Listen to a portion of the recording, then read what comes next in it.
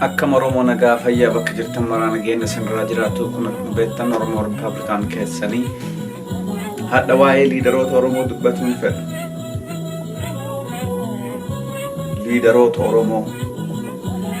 Liidaroota Oromoo isin martinuu ritaarii godhaa namni haaruun inni waa dhufu. Mee liidaroota tama gubbaarraa ta namni marti bakka mara faarsu riijanii ofiitiin ta namni faarsu tunni martinuu akka nu ritaarii gootuu fedhaa. Keessattuu Arsiif Wallagga durga 2008 irra Obaamaan illee dhufee waggaa 8 nyaate lixe Trump illee tare waggaa 2 nyaate osomaanu waan Kamaal Galchuu siyaasaa keessa godhaa jiru deeggaruu yaallu Kamaal Galchuu kalkuleetii godhuu hin danda'u nama fakkaata siyaasaa kun kalkuleetii godhaan jiru kalkuleet herreegaan jiru siyaasaa herreegaan jiru nama siyaasaa herreegee danda'u nu barbaachisa malee deemnoo piidoon makam waggaa takka jala yeroo gubne achillee no ariyaan deeme about makame jet achillee waggaa takka jala ture darii waan herreegee danda'u siyaasaa herreegu waggaa 8 liidaroonni duniyoo wal jalaan kaane akkanumatti bakka fundraising maan dhumanna kaa dhabii waggaa 8 gaddaa sanii geeffatee haaba'u keessaa haga fedhallee jabaa yoo inni ta'e abboo waggaa 8 keessa ritaarii godhaa jiratanii maraa Daawud Ibsaa my god namicha Suudaan isaan faasii fakkeessu jira. Omar Bashir faasii fakkeessu jira. It's not good. It's not good. Toggaa diddama olachi taamu. Mishaamiti. Arsiif Wallagga leaderii weekii support godhu jirra amanu lachuu. Both of us week leadership support godhu jirra.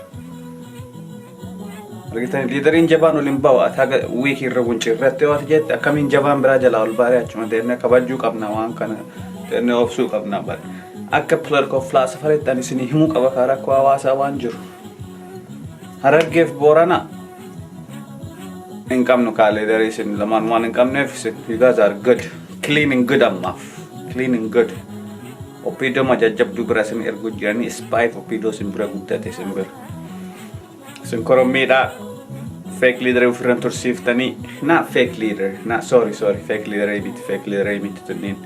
tunin actually real leaders, but kara rongi demu jiran, kara forever kanan barban. Kara forever kanan barban. Kara forever namna chuma tahu haga leaderin kun le nyate ba tunin laman achuma tete fundraising inu tara kun jirti la farra. Arsi Kamal retire karita. Kamaal Galchuu ritaarii godhu advaizarii ta'uun dandaargitanii duubaan shiroo ka danda'e ka xaxee siyaasa taphatee ka danda'u liidarii biraa ol biqilchiisee ofii duubatti deebuu qaba kaa waggaa 12 ol muluu namaan kenninu liidarii akka namni nurratti ta'u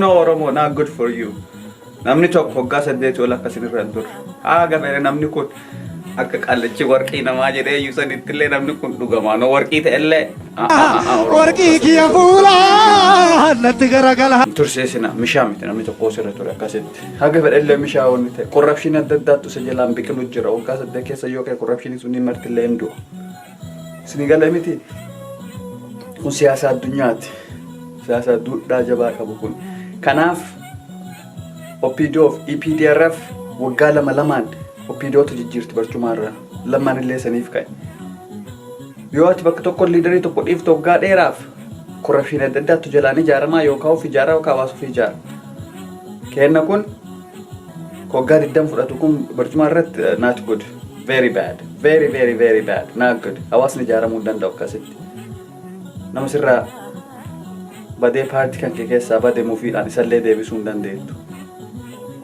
kanaafuu Daawud Ibsaa please retire Kamaal Galchuu please retire Eertiratti illee isin lamaan Oromoo baay'ee dhiiga dhuttanii hawaasni Oromoo babal'aa lamatu isin baay'ee isin jaalataa kunni marti isin kabajumaaf malee siyaasa dandeettan ka jedhu ammaa achi hin jiru because kun waggaa 12 muluu nyaate kun waggaa 20 ol nyaate 27 muluu nyaate kun kanaafuu achuma teettanii waggaa nyaataa hartan malee diina wayituu nu nyaataan jirtanii kanaafuu kabajaa waliin Daawud Ibsaa Kamaal Galchuu please retire Oromoota qabsaayaan sabboonaan ka walabummaa fi ka bilisummaa fi akka nu wal mirgu isin lamaan retire godhuu qabdana both of you daddafaa sanuu osoo diddamni hin dhufin Daddafa ritaarii godha. Yoo isin osoo ritaarii godhan diddamaan nu geettan. Filannoo kanarratti daaraan godhanii 100% fudhatan malee PDRF viidiyoon. Kanaafuu Oromoota hundaa yoo isin mufachiisa dhiifama naa godhaa.